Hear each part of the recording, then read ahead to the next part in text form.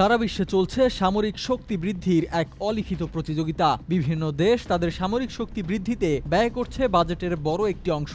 এমন পরিস্থিতিতে প্রতিবেশী দেশগুলোই পরিণত হচ্ছে সবচেয়ে বড় শত্রুতে। এমন অবস্থায় বাংলাদেশ তাদের শক্তিমত্তা বৃদ্ধিতে ঠিক কতটুকু এগিয়েছে? শান্তিপ্রিয় দেশ হিসেবে সুনাম রয়েছে বাংলাদেশের, তবে যে কোনো প্রতিকূল পরিবেশ, বহিঃশত্রুর আক্রমণ মোকাবেলায় সর্বদা সজাগ রয়েছে বাংলাদেশের সেনারা। তাই বিগত বছরগুলোতেও সামরিক শক্তিমত্তা বৃদ্ধিতে বাড়তি খরচ করেছে বাংলাদেশ। অর্জন করেছে এমন কিছু অত্যাধুনিক যুদ্ধাস্ত্র যা রুখে দিতে সক্ষম বিশ্বের বিভিন্ন অশুভ শক্তিকে।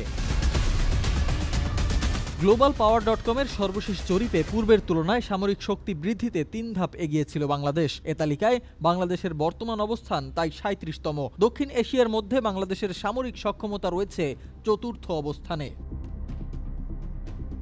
বাংলাদেশের সেনাবহরে সর্বমোট সক্রিয় সেনা রয়েছে ১,৬০,০০০-এরও অধিক। এছাড়াও বিমান বাহিনীতে রয়েছে আনুমানিক ১৭,০০০ এবং নৌবাহিনীতে ২৫,০০০-এরও বেশি সদস্য।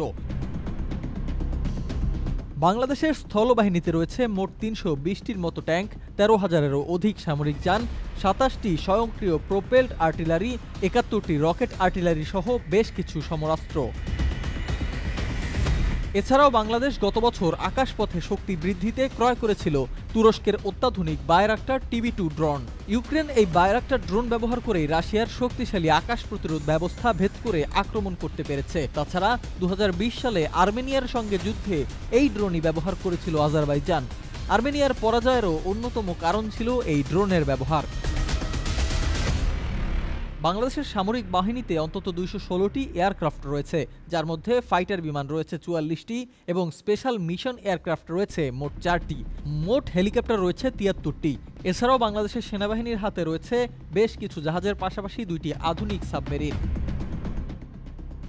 বর্তমান সামরিক শক্তিমত্তায় অন্যান্য দেশের তুলনায় কোনো অংশেই পিছিয়ে নেই বাংলাদেশ। এত সব সক্ষমতার বাইরেও বাংলাদেশের বাহিনীর রয়েছে দৃঢ় মনোবল ও অসীম সাহসিকতা। তবুও বিশ্বের যে কোনো পরাশক্তির চক্রান্ত বা আক্রমণকে ঠেকাতে আরও বেশি সক্ষমতা অর্জনের তাগিদ বিশ্লেষকদের। সিফাত মাহমুদ, দ্য মেট্রো টিভি।